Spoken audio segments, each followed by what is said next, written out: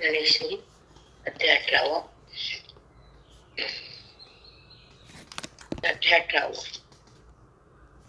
प्रत्येक ओळीतून ज्ञानोबरायानं जे अध्यात्माचं एक एक शब्दातून रसमय जे बोध दिलाय तो बोध म्हणजे वेद आहे. आणि वेदातून जीवाला आपलं स्वरूप प्रगट करून दिलंय तो म्हणजे मोक्ष आहे. आणि त्याच्यानंतर साक्ष भाव, जो देहभाव असतो तो संबंध अविद्येचा असतो आणि जो आत्मभाव प्रगट होतो तो संबंध खऱ्या ईश्वराशी एक असतो, परंतु तो भिन्न नसतो. जीवात्मा सतत त्याच्याशी एक आहे तर त्याची ओळख नाही, आणि अनात्मा हा दिसून खरा नाही तर त्याचा संबंध जात नाही. हे बंधन आहे. आणि बंधन हा भ्रम, बंधन ना भ्रम. भ्रम म्हणजे जो अज्ञानाच्या पद्धतीतून प्रगट होणारी ही जगत रूपी दिसणारी दृश्याची स्थिती. हा वेदांत. इथं कथा नाही, इथं आपली ओळख आहे आणि ओळखीमध्ये सुख आहे. आणि जिथं ओळख नाही तिथं दुःख आहे. म्हणून अध्यात्मामध्ये ईश्वराचा संबंध प्रगट होतो, ते अध्यात्म आहे. अविद्येमध्ये देहाचा संबंध सुरू होतो, ते अविद्या आहे. काळ, अज्ञानाचा अंधार म्हणजे अविद्या, म्हणजे आपण नकळ, हे नकळ. म्हणून विचारसागर हा मजबूत पाहिजे आणि अध्यात्माची बैठक पाहिजे, संतांची संगत पाहिजे, बोधाचा चमत्कार पाहिजे आणि वेदाचा आधार पाहिजे, संताचा शेजार पाहिजे. तो जीवाला आधार असतो. म्हणून आत्मचिंतन हे भाग्यानेच मिळतं.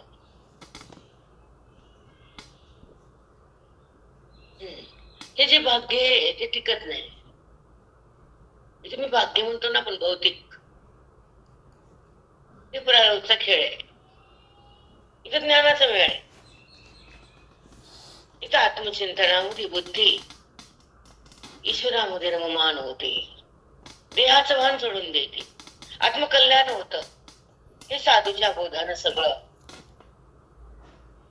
हे सगळं साधूचं नातं. कारण तळमळ साधूला आहे आणि मळमळ संसारिकाला आहे, वळवळ चित्ताला आहे आणि कळकळ. म्हणून लक्षात घ्या की आपण आलोत काय आणि करतोच काय, जन्म कशासाठी.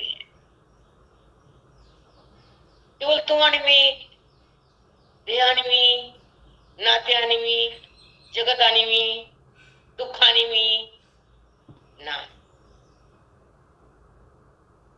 हे थांबण्यासाठी, स्तब्ध होण्यासाठी, आपल्या आत्मसाक्षात्कार करून देण्यासाठी. जे आपण इंद्रियांद्वारे कर्म करतो आणि त्याचा संबंध धारण करतो आणि त्या कर्मातून पुण्य प्रगट करतो, हे बंधन आहे. हे कळून झाले आजकाल. याचा हाहाकार उठलाय. कर्मात किती राहायचं आणि उपासनेकडे कसं जायचं, त्यातून बाहेर कसं यायचं, आत्मरंगात कसं रंगायचं, वेदाला कसं चाखायचं आणि आपल्याला कसं पाहायचं, आत्मबोधात कसं जगायचं आणि आपल्या सुखाला कसं भोगायचं, हे संताकडे गेलं शिकायचं. हा देह त्यासाठी आहे. केवळ आत्मचिंता. व्यवहार तर थांबत नाही. स्पर्शन, घर्षण, निग्रहण, सपन, शासन, प्रलपन, विसर्जन, ग्रहण, निमिषण, नापी. काय सुटले? स्पर्श थांबलाय, डोळ्याने बघायचं टाकलंय, पायाने चालायचं सोडले, जिभेने रस चाकायचं थांबलंय. कोणतं कर्म सांगतात? स्पर्शन, घर्षण म्हणजे स्पर्श हा कोणता कळतं ना. मग ज्ञानी असो का ज्ञानी असो, कर्म टाकता येत नाही, कर्मातून निघता येत. कर्म थांबत नाही, कर्म संपत नाही आणि कर्म टाकता येत नाही आणि कर्माचा संबंध देता येत नाही. तोच ज्ञानी. अच्छा, होय, खूप क्लिष्ट आहे. पल्लेवारला बोलले मी, ओव्याकार 56 भाषेचा केला असे उद्धार. महाभारत में नाव उभारली 56 भाषा त्या ज्ञानेश्वरी. आपले फक्त एकच येते. त्याच्यामध्ये किती 56. आणि त्या भाषेचं अवलोकन नाहीये म्हणून उभी लागत नाहीये. आणि उभी चित्ताला लागत नाही म्हणजे कळत नाही. आणि न कळल्यामुळे चित्त भगवंताकडे वळत नाही. आणि खोट्यातून ते सरकत नाही. आणि आपलं स्वरूप आपल्याला माहित नाही. आपली अनुभूती आपण घेत नाही. म्हणून तर सगळं बिघडलं बुद्धीचं खातं. बुद्धी दिली फक्त भगवंताला बघण्यासाठी, जाणण्यासाठी. आगाऊ कुटाण्यासाठी बुद्धीचा उपयोग करणं मूर्खपण आहे. मग बुद्धी प्राण्याला नाही ना, फक्त मनुष्याला बुद्धी ना. मग बुद्धीनं काय व्हावं तर ब्रह्मस्वरूपामध्ये विलीन व्हावं. अंतःकरणानं अलिप्त व्हावं. अंतःकरण म्हणजे आत असलेलं करण. आणि करण म्हणजे इंद्रिय. इंद्रिय म्हणजे होणारा त्याद्वारे व्यापार. तुम्ही ते नाही. हे फक्त सांगते गीता ज्ञानेश्वरी. हे करण बाहेरचे, हात पाय, डोळे बघणं, कान ऐकणं, नाक सुगंध घेणं, हे करण क्रिया करणारे इंद्रिय. आणि ते आतलं इंद्रिय मन. आणि त्याचा मोक्ष पाहिजे. आणि त्याच्या चित्ताची क्षमता वाढलीये भोगाची, रागाची. राग म्हणजे क्ले, तुमगुण. म्हणून तो संपवणं आणि चित्त स्थिर होणं. अपवित्र स्थिर पवित्र होणं, अस्थिर चित्त स्थिर होणं. हे दोन वेदाने सांगितले हातोरीचं वर्णन. की परमार्थाचं लक्षण काय, परमार्थाचं फल काय, परमार्थाचं स्वरूप काय, परमार्थ म्हणजे काय, परमार्थ कशा रीतीने करायचा, कशा पद्धतीने भगवंताकडे यायचं. जेव्हा अंतःकरण मलिन असतं, पाप नावाचा दोष असतो. पापामुळे अंतःकरण मलिन होतं. मग त्या पापाला संपवण्यासाठी पुण्य लागतं, म्हणून कर्म करावं लागतं. पण जेव्हा अंतःकरण स्वच्छ होतं, पाप बंद होतं, संपून जातं, जळून खाक होतं, मन पाक होतं, तेव्हा उपासनेकडे थांबावं लागतं. कारण अस्थिर चित्ताला स्थिर करावं लागतं. हे पवित्र अंतःकरण आहे आणि अस्थिर चित्त आहे. त्याला स्थिर करण्यासाठी साधूच्या संगतीमध्ये वेदाचा बोधाला चित्तामध्ये पेरावं लागतं. आणि स्वरूपाला जाणावं लागण्यासाठी चिंतन द्यावं लागतं. अद्वैताचा बोध म्हणजे वेदांत आहे. आणि भक्तीचा बोध म्हणजे प्रेम आनंद आहे. तो आणि मी म्हणजे भक्ती आहे. आणि तोच मी म्हणजे नक्ती आहे. देहच मी म्हणजे शक्ती आहे. 3 गोष्टी आहेत फक्त. एक शक्ती, एक भक्ती, एक मुक्ती. मग भक्तीमध्ये त्याचं प्रेम आलं पाहिजे. जसं घराचं, नात्याचं, आईचं, बापाचं, लेकराचं प्रेम येतं तर येतं, त्याला काही करावं लागत नाही. पण भगवंताच्या प्रेमाला कष्ट करावं लागते, श्रद्धा ठेवावं लागते, पुण्य करावं लागतं. आणि त्या पुण्याच्या माध्यमातून भगवंताचं प्रेम सतत येतं. नामदेव आहे. कसलं प्रेम पाहिजे, आपल्यासारखं नाही मतलबाचं. हे देन, ते देन, ते देन, ते देन. बापाला मिळत प्रारब्ध. ते काय, ते काय, ते बांधलेलं आहे प्रारब्धानं, तो देऊ शकत नाही. मग मी एकदा प्रश्न केला काकांना, काका मग नवस कसं करतात लोक? ते म्हणणे म्हणतं प्रारब्ध बदलतं, तीव्र नाही. मंद असेल तर भगवंत थोडंफार बदलतो, हमेशा नाही. ते का तुमचा नोकर आहे का, हे काम कर ते काम कर, हे काय तस कर आधी पण करत नाही. ते राग येते ना, सतत कामाला लावते मला. नाही, राग तुम्हाला येतो, देवाला येत नाही. म्हणून सकाम कर्माचा वेदाने परित्याग सांगितलाय आणि निष्काम कर्म सतत सांगितले. आणि कर्माचा बात करणं हे ज्ञानाने सांगितले. कर्मातून मन जेव्हा बाहेर येतं तेव्हा ते कर्म होत राहतं, तो त्याला बघत राहतो, तो द्रष्टा. वेदांत वेणी हे काही चेष्टा नाहीये. गप्पा गोष्टी ऐकल्या, रामायण पाठ केलं, सांगितलं. ऐका, प्रेम ठेवा, श्रद्धा ठेवा. हिंदू धर्माचे प्रिय ग्रंथ आहेत, त्याला ना नाही म्हणत आम्ही. पण त्याच्या पण पुढे रामाचं स्वरूप आहे, त्या रामाच्या लीला आहे आणि रामाची ओळख आहे आणि रामाचा संबंध आहे, म्हणजे ते ज्ञान. सगळं एकच आहे का ते? म्हणजे कुठपर्यंत कर. वाचन म्हणजे कर्म आहे, जप म्हणजे कर्म आहे, पूजा म्हणजे कर्म आहे, नाम म्हणजे कर्म आहे. कशाला काय म्हणते ते बी कळत माते दगड. कर्मातून उपासनेकडे करून म्हणून तर कर्मातच राहायचं. आता शेवारी आणली गिळून गड्या दुकानच्या, तर भाकर करायची गाणं, पीठ आणलं वास आला की पिढी झाली की पीठ आला, भाकर कधी? म्हणजे पीठ आणलं म्हणजे सगळं झालं समजू नका. त्याची भाकर पण करता आली पाहिजे. म्हणजे कर्म केलं म्हणजे लई उद्धार झाला असं म्हणू नका. नित्य नैमित्तिक प्रायश्चित्त आणि काम्य हे 4 कर्म वेदाने प्रतिपादन केले. त्याच्यात नैष्काम कर्म करून आनंद होणं, त्याचा संबंध जाणं आणि त्या कर्माचं फल न मागणं नैष्कारण. आणि त्याचे पुण्य होतं तेव्हा संगती साधूची लागती, उन्नती बोधाची होती, प्रतिती आत्मत्वाची येती, निवृत्ती देहबुद्धीची होती. हे त्याचे फल आहेत. आणि मनुष्य तर कर्म करणं आवड आहे. मौन काय सांगितलं? योग यागविती येणे सिद्धी वायाची उपाधी. वाया म्हणजे व्यर्थ. योग याला बाजूला फेकले. 1400 वर्ष चांगले 1400 वर्ष योगी होते. ते लहान नव्हते, मान होते, त्यांचे त्याचे भूमिकेत होते. पण 1400 वर्षी चांगदेवानं मुक्ताबाईला गुरु केला. म्हणून केला ज्ञान श्रेष्ठ आहे, ज्ञानापासून मुक्ती नाही आणि हा देह हे जन्म सार्थक नाही म्हणून मुक्ता करून गेले ना. नंतर सोडलं नाही त्यांना. चांगदेव जेव्हा त्यांच्याकडे आले बोध दिला तर त्यांच्या खुशीत राहिले, सोडलं नाही. ज्या रेड्यातून मुखातून वेद बोलवला तो रेड्या सगळ्यांच्या समोरच होता. मग ज्या माऊलीनं रेड्याला बोलविलं आणि आपल्याला कळून द्यायला त्यांना जमत नाही का? मग साधी गोष्ट, साधी साधी साधी. रेड्या मुख्य बैल बोल गेला, गर्व दिशाचा हरविला, शांती रूपी प्रगटला ज्ञानोबा माझा. पण एक सांगू का? जेव्हा झाडाला फळ येतं आंबा, तर त्याला फांद्या पानं सगळंच असतं खाली, तेव्हाच आंबा लागतो, तेव्हाच मोक्षाचं फळ येतं. तर मग कर्म हे सगळं झालं का नाही? जेव्हा बुद्धी ज्ञानाकडे जाती तिथपर्यंत येते आणि आत्मचिंतनात रमती आणि ती जाणीव बघती मी ब्रह्मा, मी आत्मा, मी परमात्माच्या ह्या अनुभूतीमध्ये चित्त विगरून जात. तेव्हा त्याला ते आनंद बघता येतो. ईश्वराचा, जगाचा नाही, व्यवहाराचा नाही, सोने दागिन्याचा नाही. हे भौतिक आहे, ते सुख नाही, ते अनर्थ आहे. आलं काय नाही काय आहे काय त्याचा संबंध नाही. कारण खरं जे सुख आहे ते आत्मत्वाचं भगवंताचा स्पर्श वेदाकडून मिळतो, संताकडून कळतो आणि अनुभवाला हृदय, ते हृदय ते त्या अनुभवात असतं. म्हणून ब्रह्मविद्याचं अंतःकरण बाधित असतं, देहात नसतं, अलिप्त असतं, लिप्त नसतं, संबंध जडाचा नसतो. नाही, कारण जड निवृत्त असत. अज्ञानाच्या सत्तेने दाखवलेलं देह तो मी नाही हा अनुभव असतो.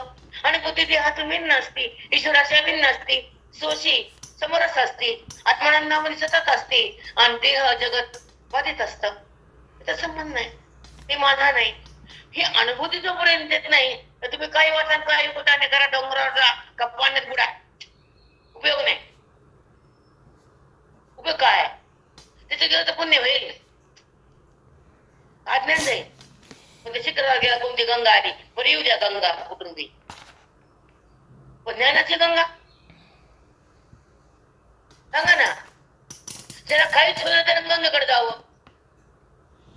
कर्म होईना, चिंतन होईना, दान होईना, धर्म होईना, जा गंगेत. धमाधमा तीर्थयात्रा धमाधम.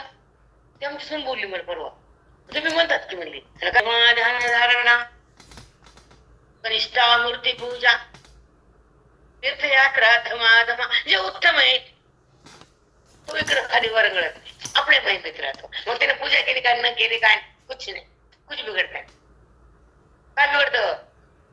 तो भगवंत त्या पशी प्रकट झाला. कुणी करा पूजा कुणाची कुणाला, पण ते संस्कार, नित्य कर्म, त्या उपाधीचे धर्म आयुष्य कमाने टाकायचं, काही ना काही करायचं.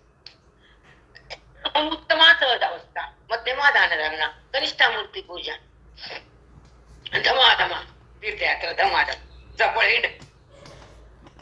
काही ना केल्यापेक्षा बरे. आणि जावंच लागतं ना. तो पैसा त्या देवासाठी खर्च केला तर काहीतरी त्याचा उद्धार झाला.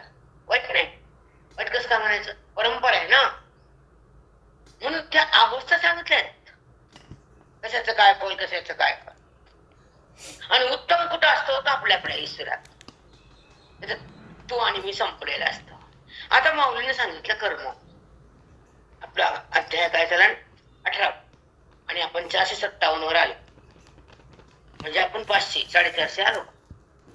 आता 500 नंतर 1300 राहिले. काय सांगतात आणि आपल्या मनाला त्याचं काय कळतं आणि मन त्या बोधात राहतं का फक्त ऐकत हे सांगते. आज ऐकणं म्हणजे मन स्थिर नाही. ते बोध शब्द ह्या स्वतंत्राच्या द्वारे आज जाऊन तो ध्वनी वेदाचा. ओवी म्हणजे वेद आहे, त्याचा ध्वनी म्हणजे लहरी. आणि त्या लहरीनं जो ताकद आहे माऊलीच्या शब्दाची, तीच ताकद अज्ञानाला पापाला जाळती. त्याचं नाव श्रवण आहे. कळत समजते असं. कारण वेद शक्ती वेगळी, तिखटाची शक्ती वेगळी, साखराची वेगळी. सारखी नाही, एकच. तिखट बी सारखं, साखर बी सारखी नाही. वेदाची शक्ती वेगळी, बाकीची शक्ती वेगळी. वेद स्वयंभू आहे, त्याला कोणी करता नाही. ते पुरुष आहे नाही, अपरुष आहे. जेव्हा भगवंत पृथ्वी नव्हती, ते जेव्हा नव्हते कुठेच काही, चंद्र सूर्य ताराबाई. पृथ्वीने पाणी नाही, चंद्रने सूर्य नाही, कुक्षीने कुक्षीने नाही, जीव शुद्ध रामत राहिले. मग भगवंत प्रकट झाले कमळाच्या फुलातून ब्रह्मदेव. तर त्यांना काय आलो मी कोण काहीच माहित नव्हतं. मग तेव्हा तर सोहमच्या जपातून सगळी शक्ती तयार झाली. त्याने किती 1000 जप केले वर्ष. आणि तो सोहमचा शब्द म्हणजे वेद आहे. आणि त्या ध्वनीतून त्यांना मी कोण आहे, मी काय विचारलं. आणि त्याच्यातून कळालं त्या शब्दात एवढी ताकद होती की तुम्ही हे करा. मग ते त्याच्या श्वासातच वेद बाहेर आले, 4 वेद. आणि मग ते भक्कून लिहिले का, व्यसन दिले नाही. वेदातून ज्ञानाची गंगा आहे, वेदातून कर्माची स्थिती आहे, वेदातून उपासनाची उत्पत्ती आहे. सगळं वेदातून सांगितलेलं आहे. काय नाही वेदात सगळं आहे, काय नाही असं नाहीच. चला अध्याय 18 आणि साक्षी. तुम्हाला आता साक्षी बद्दल बोलले. साक्ष म्हणजे काय, जर आता आपण विचार आमचं थोडक्यात. साक्षी कोण, साक्षी केव्हा होतो, साक्षी पूर्ण म्हणायचं. साक्षी भाव म्हणजे काय, देहभाव म्हणजे काय, आत्मभाव म्हणजे काय, जगत भाव म्हणजे काय. एखादा विचार न घेतला तर काय बोलायचं आपण, बोलता येत नाही ना. काय येत नाही तर आपला अभ्यास कमी पडतो आणि आपली विचारधारा चुकीची आहे. कशी चुकीची सांगते. जेव्हा वृत्ती देहाकडे असते आणि जगताकडे असते तर भ्रमात असते आणि वासना गेलेली नसते. अज्ञान कायम असतं आणि जगत एकच समोर असतं, दिसत नसतं. आणि जगत हे भ्रम आहे. जेव्हा दोरी दिसली तर सर्प गेला, जेव्हा दोरी कळत नाही तर सर्पाचं दर्शन आहे. भीती दोरी कळायला साप आहे का, तसं परमात्मा कळायला जगत आहे का. पण हे घटून द्यायचं तुम्हाला 2 मिनिटं किंवा विषय झाल्यावर बसते. त्याला द्यायचं जाऊ द्या, तुम्ही रिकामी मी रिकामी का बरं. मग हे दिसणार कोण आहे, दिसत का, दाखवतो कोण आहे का. पण इतकं बोला वाटतंय, एवढं मधून येते ना, ते कुठं नाही टाकत येते. ती वाहने लुकत नाही 1 सेकंद. अशी चित्ररूप साक्षी कसं घालतो तो साक्षी. साक्षी कोण आहे माहित नाही. साक्षी कसा आहे होता येत नाही. देहभावातून बाहेर येता येत नाही, म्हणून साक्षी होता येत नाही. जेव्हा देहभाव अज्ञान, अज्ञानाचा देहभाव आणि अज्ञानाचा नाश मग आत्मभाव आणि अज्ञानाचा नाश ब्रह्मज्ञानाने होतो. आणि जेव्हा अज्ञानाचा नाश होतो सर्व परमात्मा प्रगट होतो आणि तो मिळायचा अनुभव येतो. वृत्तीचा निराश होतो, जगताचा वाद होतो, चित्तविलास तयार होतो. तेव्हा तो परमात्मा साक्षी रूपानं जगाला पाहतो आणि अविद्येच्या जरा संबंधानं विकार दृष्टीने पाहतो. मी पाहणारा परमात्मा तो जीव होतो. त्याच्यात खूप बोलता येतं. काय काय ओळीत सांगायची प्रश्न आम्हाला अक्षी चिद्रूप. तो साक्ष कोण आहे, चिद्रूप आहे, देहरूप नाही. आपण देहरूप आहे, आपण साक्ष म्हणत नाही, भाव तयार होत नाही. आपण केलेल्या कर्माचा पाहणं तो साक्षी आणि केलेल्या कर्माचा संबंध ठेवणं तो साक्षी. तो साक्षी कर्म प्रतिविकारी विकार भाव आहे त्याच्याप्रती, हा साक्षी भाव आहे. विकार भाव अज्ञानाच्या पोटातून तयार होतो आणि साक्षी भाव ब्रह्मच्या नंतर मोक्षाच्या नंतर प्रगट होतो. म्हणून मोक्ष हा महत्वाचा आहे. साक्षीत्व बुद्धीनं व्यवहार करणं. आपण तुम्हाला एक उदाहरण देते. तुम्ही आणि मी देणे घेणे करतो. मी तुम्हाला देते, तुम्ही मला वापस नाही दिले आणि मी त्याच्यानंतर न पाहिलं, तुम्ही द्यायला बसली तर मी दिलं, तुम्ही घेतलं आणि ते तिने पाहिलं. आता देणारी मी, घेणारी तुम्ही, पण हे मला कोणी बघितला तिने. मग तिने दिलं बी नाही, घेतलं बी नाही, फक्त पाहिलं. तसं ज्ञानात तर केलं बी नाही आणि माहित बी नाही, त्या कर्मा करत राम राम आई. खूप नाही करुणा करता आणि संबंध बी नाही. खरं संबंध याचा नाही, संबंध त्याचा. जेव्हा बुद्धी संबंध भगवंताचा करते, वृत्तीबाधित होती, साक्षात्कार त्याचा होतो, कर्मातून तो जीवात्मा बुद्धी बाहेर येते, आपल्या पदावर जाते. मग ते कर्मात राहत नाही की आपल्या पदावर येईल. मग ते कर्मात संबंध कशाला करत? अरे तो सांगायसारखं साक्षी तो हा अवघड आहे. साक्षी तो होतच नाही मोक्षाशिवाय, प्रगटच होत नाही. म्हणून तर ज्यांना तगमग आहे का पहिले काय मग तुम्ही प्रयत्न करत नाही, अधिकार तुमचा जिवंत नाही. मेन अधिकारावर डिपेंड आहे. आणि अधिकारामध्ये तुम्ही राहता ना, आहे ती स्थिती. तुम्ही कधी प्रश्न केला का माझ्यात बदल आहे का, माझी वृत्ती बाजूला गेली का, देहस्थान म्हणून टाकला का, आत्मभाव मी भोगला का, जगतभाव संपला का, वृत्ती निरामय झाली का, विकार तिने टाकून दिला का, असं स्वतः कधी बघितलं. आणि ती बुद्धी बी तेवढी नसती.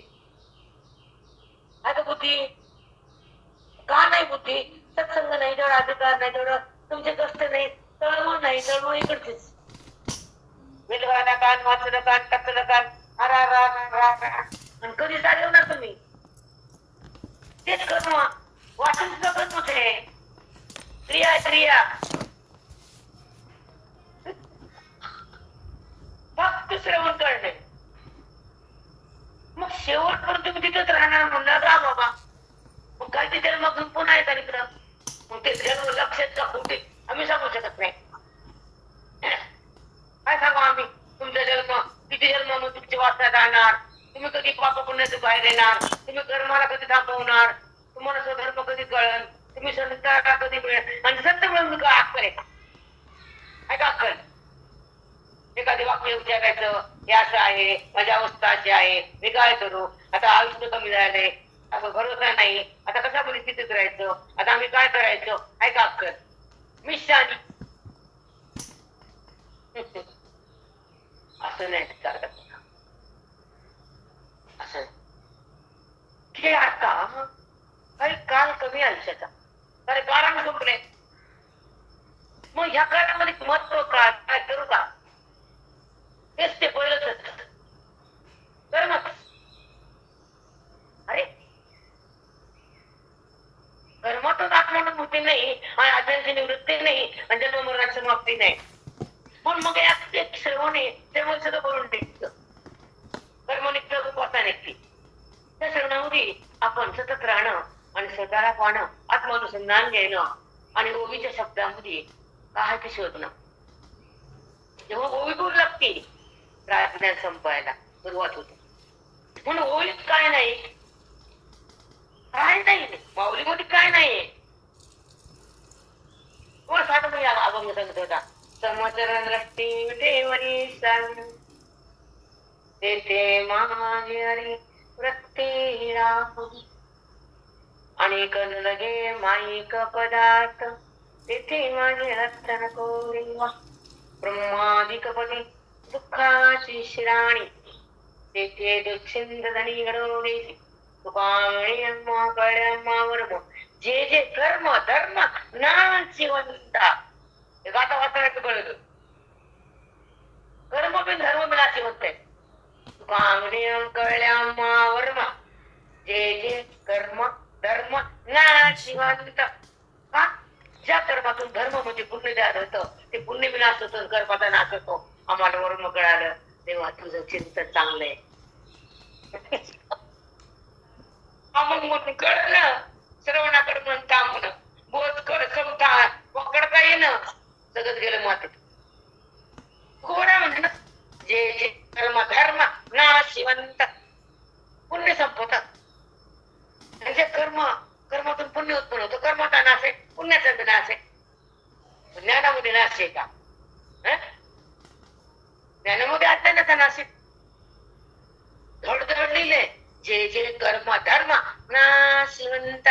तुका म्हणे अम्मा कळे आम्हा वर्मा.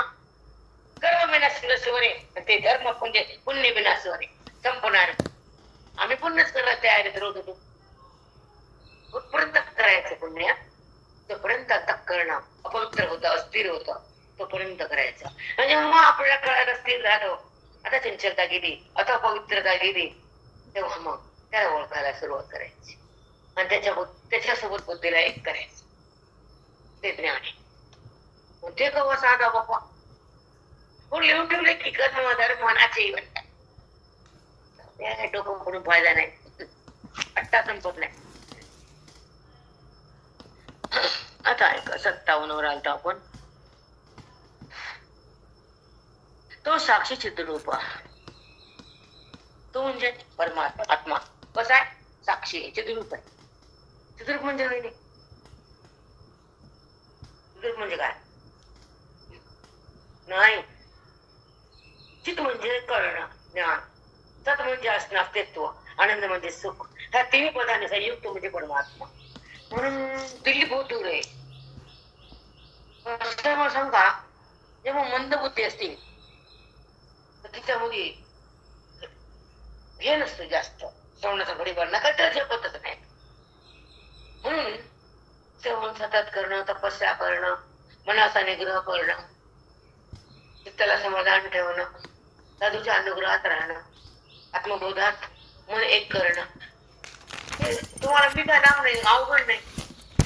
जसं तुम्ही नाही विचारण्यात करायला मात्र दगडात गेलात म्हणलं चांगला तुम्ही छायाकडे चिंतन करून इमानदारी सांगायचं म्हणला करण्यासाठी आणि आत्मचिंतनासाठी, बुद्धीला बात करण्यासाठी, स्वरूपाच्या भेटीसाठी आणि पांडुरंगामध्ये रमण्यासाठी आपण जेव्हा चिंतन करतो तेव्हा अज्ञान समाप्त होतं, मन राम होतं, तेव्हा आयुष्याचं कल्याण होतं. मग तुम्हाला बाकी आवडतं ना, बुडायचं हिंडायचं, हे कळतं का? म्हणून घ्यायचं बसते का? मग वाढायचं ना आयुष्य चालेल की नाही? कर्म करण्यासाठी मरायचं. जेव्हा तरुण जणांसाठी हा जन्म दिलाय तर ते छोटं काय आहे का? तुमची म्हणजे सगळं काय तिथेच अवस्था आहे. तुमचे म्हणजे काय नाव कसं म्हणतो मी सगळं तिथेच कंडिशन आहे. ऑल पर्पज माती कळतं का? साक्षी माती कळतंय. म्हणून तंत्रसंगतीशिवाय जीवन जगणं अवघड आहे. सकाळपासून त्या ते बी कळलं. अरे आले तर ती चोर होते, विचारा, कळून घ्या, आम्ही काय करावं. आम्ही जर महाराजांना कसं करा, आता हे कर, आता ते चांगलंच आहे. तुम्हाला कर्म टाकता येतं म्हणून तर गागा माता सांगा तुम्हाला दगड सांगा ना. वृत्तीचा अधिकार तो ना म्हणा काय ते गरज नाही सांगायची. सोनाने पितळ सोनं कळते, त्याला अभ्यास करावा लागत नसतो. पण त्याला परीक्षा झालेली असते. हे पितळे बाप्पा कामाचे ह्याची गागर बनते. पितळाची गागर आहे आणि सोन्याचा अलंकार आहे आणि हिऱ्याचा चमत्कार आहे. ते मुकुटात बसत येवाचे. कसा भांडे घासा, घासायला घासा लागतात का सोन्याला घासायचं नाही? घ्या साबण निरमा आणि घासा. पितळाला निरमा आहे आणि सोन्याला लॉकर. बोला काय चिद्रूप कर्म प्रवृत्तीच संकल्प. ऐका, उडी टोका निरूप आपणची. टोका निरूप आपणची. तो तर परमात्मा आत्मा साक्षी चिद्रूप आहे. ज्ञानस्वरूप त्याला सदा कळणारच आहे. मग कर्मात कोण आहे? तो तर साक्षी आहे. काय किती चिंता सांगते माऊली. मग कर्म प्रवृत्तीचा संकल्प. कर्म प्रवृत्ती करतो का साक्षी? कर्म पाहतो का? संकल्प करतो. पण उठितो का एक निरोप आपणची.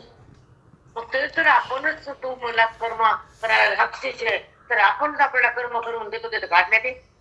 संकल्प म्हणजे कर्म चांगलं करतो का तसं नाही. मग तू जर कर्म आत्मा आहेस, तू चिद्रूप आहेस, तर कर्म करता काय झालास?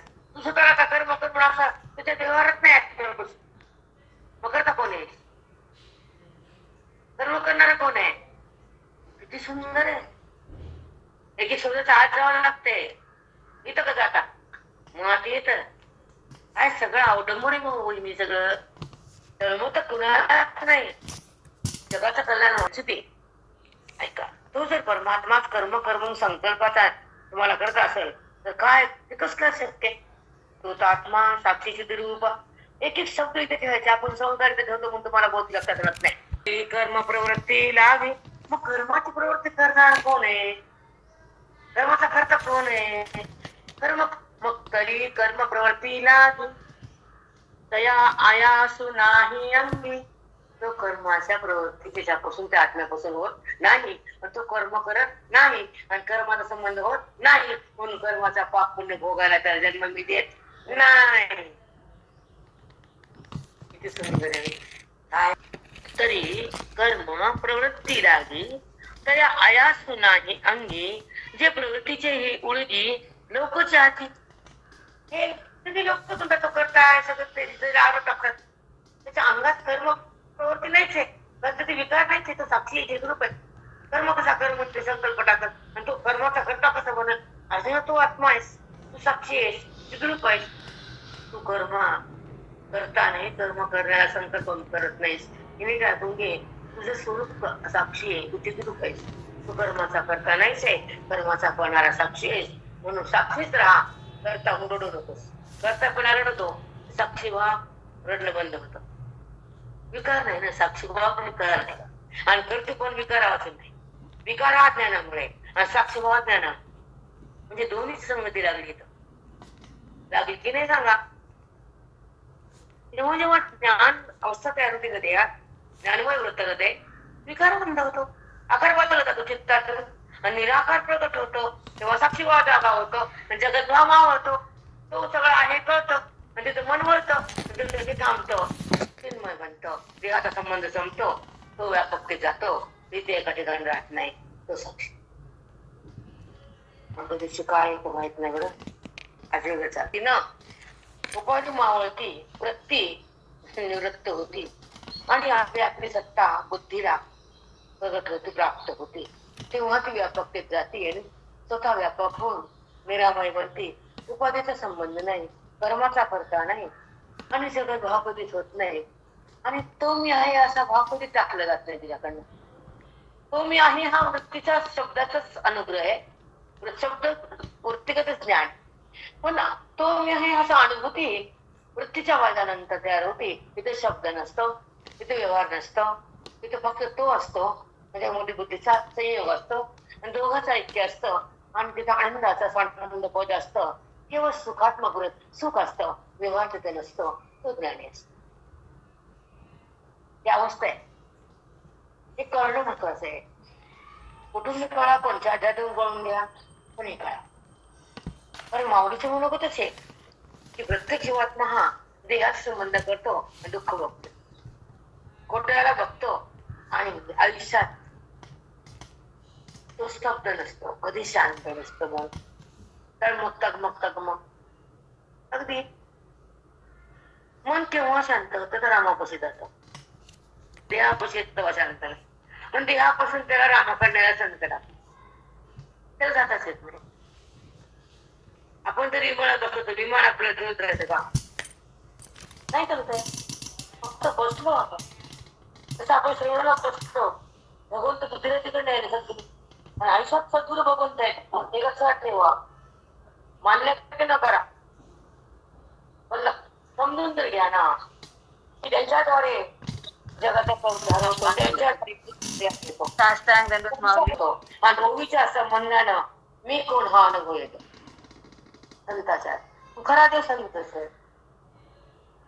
कुठे कळत एवढी भावना नसते. जवळच्या लोकांचं संत माहितच नसतं. माहित असतं का? गवळे माहित असतो हे सांगतो ती पहिल्या बघून माकडे काय सांगते का? सांग म्हणतो तू सांगितलं होतीस माती एक शब्द बोलता येईल कळालं का अधिकार काय तो का बरं एवढं मागं आपण आपण तो बुद्धी दगडे करू का विचार करता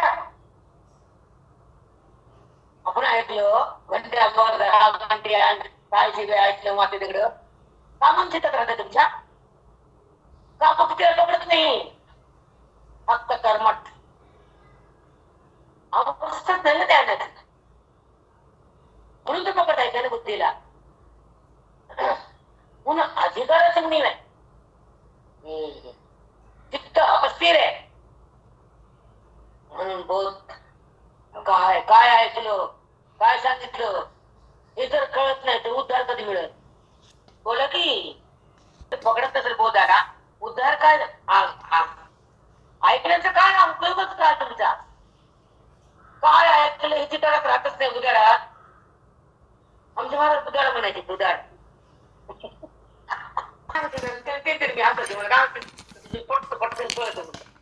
गायचं वासं छोट पटकन गायचं घेऊन बघून दूध पितं पाण्याचं आणि म्हशीचं वगैरे कुठे येऊन पितं पाण्याचं नाही आणि मायचं नाही आणि दुधाचा पत्ताच नाही इला म्हशीचं वगैरे आले या बोला वाटत पण बोला तुमच्या पुढे त्याला सोडलं त्याला माहीत कळत नाही तुम्ही किती ऐकलं शब्द कळत नाही माझा कोणाला वाचलं बघा म्हशीचं का गायचं सोडलं किती पटकन माहिती बुजत आणि माय पाण्या सुटती आणि तृप्त होतं तसं जो साठा संताकडे जातो बोधाचा पाना येतो तो जीवात्मा तृप्त होतो मुक्तीच्या घरात रामकृष्ण ताई साष्टांग सद्गुरु पण गायचं वाचून व्हायलाच पकडत पण पश्चाताप या बुद्धीचा का बुद्धी होती माझी खराब आहे काय शब्द म्हणता येत नाही का बोचाटत नाही त्या आयुष्याचा उपयोग काय रडावा मी ढसा ढसा अनुभव सांगता येत नव्हतं रडावा तरी कर्म प्रवृत्ती लागी तया आयास नाही अंगी जे प्रवृत्तीची उळगी लोकची आती कर्म प्रवृत्ती लागी तया आयास नाही अंगी कर्म प्रवृत्त होत नाही आत्मसाक्षी आहे पण हे लोक त्या अपराध करता म्हणते अजून तू करता होऊ नको नात्याला बघू नको आणि कर्म मी केलं म्हणून नको रडू नको तो आत्मा आहे तू कर्म करत नाही इंद्रिय प्रकृतीचं कर्म आहे त्याच्या माती लावून टाक आता बोलावं काय तुम्ही त्याशी सांगानं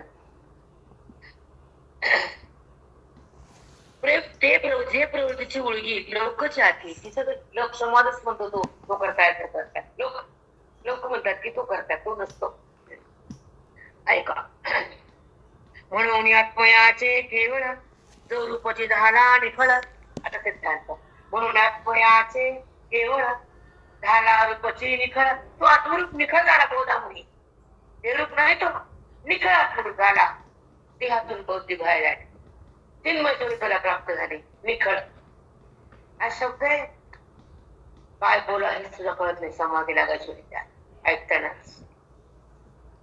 फार समजायचं कोणत्या ना कोणत्या देवामध्ये ते कामी येईल वायकच आहे पण जन्म किती लागते की लाख कोटी माहित नाही एलकीची बसून एमडी पुसायचं एमडी म्हणजे ज्ञान एलकी म्हणजे तुमचं वाचन आहे एलके डबा खायचा घरी आहे आत्मयाचे केवळ जो रूप झाला निर्फळ तो आत्मस्वरूप झालाय निखळ आत्मरूप झालाय तो कर्माचा कर्तव्य होईल का कर्म त्याचा संबंध होईल ते बोल कर्म त्याला संबंध करील का किंवा तो कर्माकडे जाईल का दोन्ही नाही जो रूप झाला निखळ त्या नाही मंदी शाळ कर्माची त्याला कर्म बांधत टाकत नाही कर्म जन्म आणत नाही आणि त्या कर्माचा पाप पुण्याचा भोग त्याला घ्यावा लागत नाही त्या कर्म त्याला बंदी शाळेत आणत नाही बंधन करत नाही त्याचं नाव बंदी शाळा तो कर्म त्या बुद्धीला चित्र उठी ते चितारणे त्रिपुटी प्रसिद्ध जे का अज्ञानाच्या पोट्यावर चित्र उमटणारी त्रिपुटी आहे त्रिपुटी तुला मी सांगणार आहे अज्ञानाच्या पोट्यावर ही चित्रकर्माचं संसाराचं काढणारी त्रिपुटी आहे तर त्रिपुटी कशी आहे ते तुला मी सांगणार आहे चला का अज्ञानाच्या पोटी अज्ञानाच्या पोटावर तसं आम्हाला कळत नाही. असल्या पटी काय माहिती आम्हाला कळते. तुम्ही सांगत होता वाचत ना. आणि तुम्हाला काय असतं वहिनी सांगा, तुम्ही विषय काढला बोलायला त्यांना टाकते आणि सांगावंच लागत ना तुम्हाला बुधाडाला या. आता ते काय म्हणले आम्हाला कळायला नाही. अज्ञानाच्या पट्टी कळायची अवस्था तुम्ही बोट फिरले हाताच्या वगैरे चोर लावला जाते मग टुमटुम इथे टुमटुम खाती पोहे. ज्ञानाच्या पट्टी अन्यथा ज्ञानाची चित्र होती. अज्ञानाच्या पोटावर चित्र अन्यथा ज्ञानाचे चिन्ह होती. अज्ञानाच्या पाठी कर्म करते ती त्रिविध ईश्वर सर्जरी. तिथे चितारण आहे त्रिपुटी प्रसिद्ध आहे का. तिथे हे जे कर्म करता क्रिया हे कोण उभा करत त्रिपुटी. ते त्रिपुटी तुला मी सांगणार. आणि त्रिपुटी ही हाताळ्याच्या पडून प्रगट होती. हे मी तुला त्यात देणार ज्ञान किती सुंदर आहे.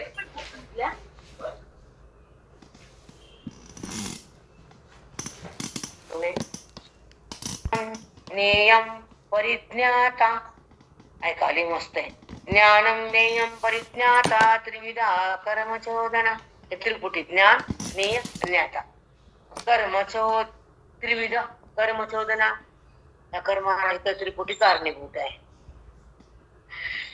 करणम कर्म करते ते त्रिविधा कर्म संग्रह.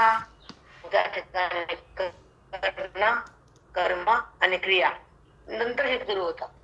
करावं का करण कर्म करते ती हे तीन पुन्हा तयार होतात त्रिपुटीच्या नंतर. त्रिविध कर्म संग्रह हे तीन आणि ते तीन ह्या कर्माला हे संग्रह कर्म बनत.